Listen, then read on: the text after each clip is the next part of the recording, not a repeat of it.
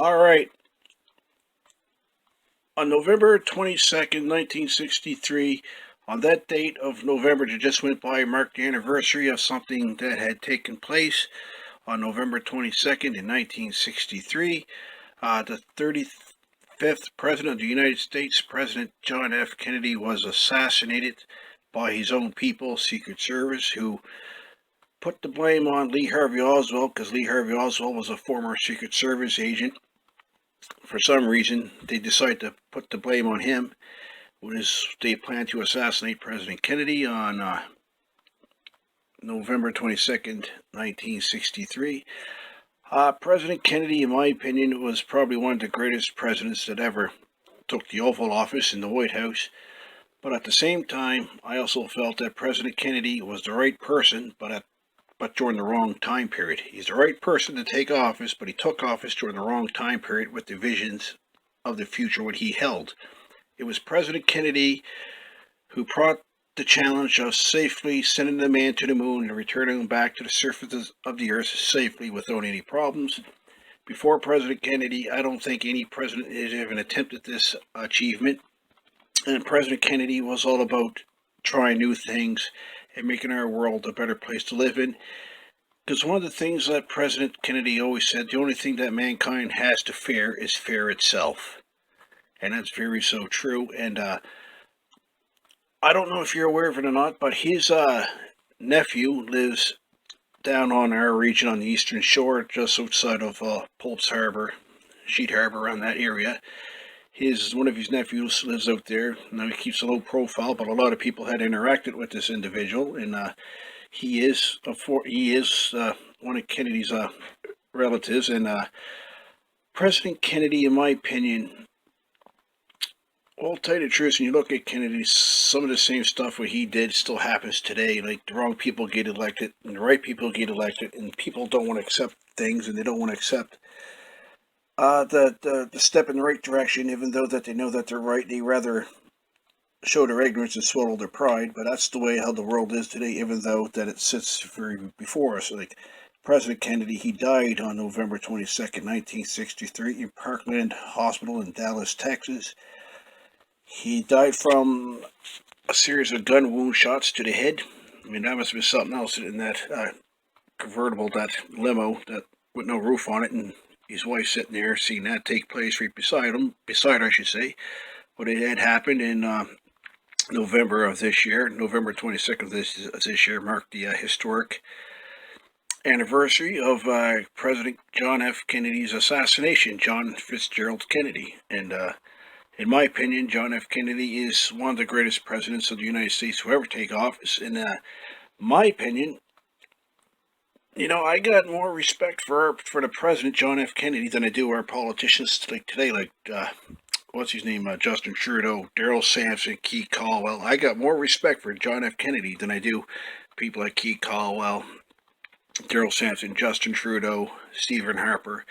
Canada's politicians are only there to favor themselves and not do what's right. President Kennedy was lifting the bar, bending the envelope, do what's right for society, even though that mankind may not have been ready for it at the time. But I often felt that maybe John F. Kennedy was a visionist. He could see the future. This is the way how mankind's supposed to be, and let's send it in that direction. Because of it, people killed him because of it. But I shouldn't say Lee Harvey Oswald took the downfall because Secret Service wanted to cover up their tracks, and that is really what had taken place. Because how can you, after 1963, can they not disclose on who actually killed the president?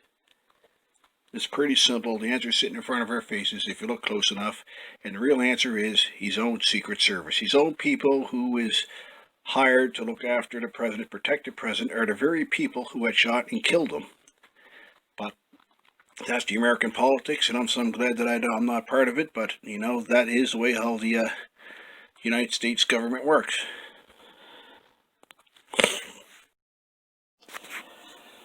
Now, after when President Kennedy was assassinated, one of the things what his family did was when they left the Oval Office, because his assassination had occurred, they left office, and one of the things what they did was they his family, some of them moved to Switzerland, some of them stayed in the United States, some of them just moved all around the remainder of the world, because not only did they shoot and kill John F. Kennedy, but Robert Kennedy was shot.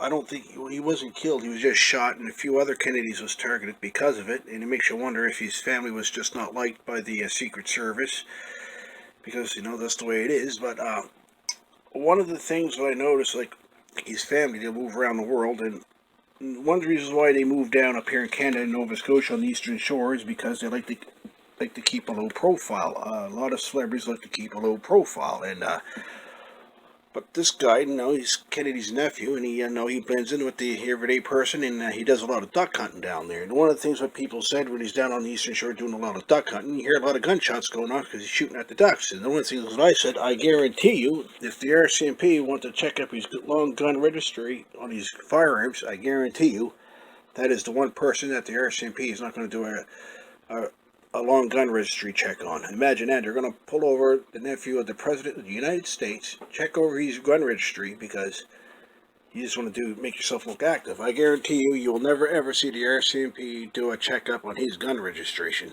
stuff. But if it's the everyday person, they'll be doing it right quick, because they want to know to make sure you're doing it in the right spot. But if you go down to Pulps Harbor, Sheet Harbor area, that's where he's at. And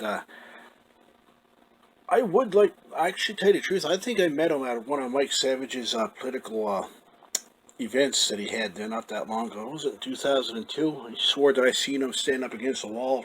He wasn't really interacting with anybody, just standing like the everyday person. But me, with my long political background, you interact with the people, the political people. Like I said in the past, Justin Trudeau, you interact with him. I interact with a lot of political people, and interacting with this guy. Now, I never really interacted with him. He looked at me as if he knew who I was. He wasn't quite sure, and he gave that nod. When somebody says hi to you and they nod your head to you, that's what he did with me. And he probably recognized me, but I didn't. There's no way I recognized him until I Googled his name and I looked at his picture and said, I seen that guy.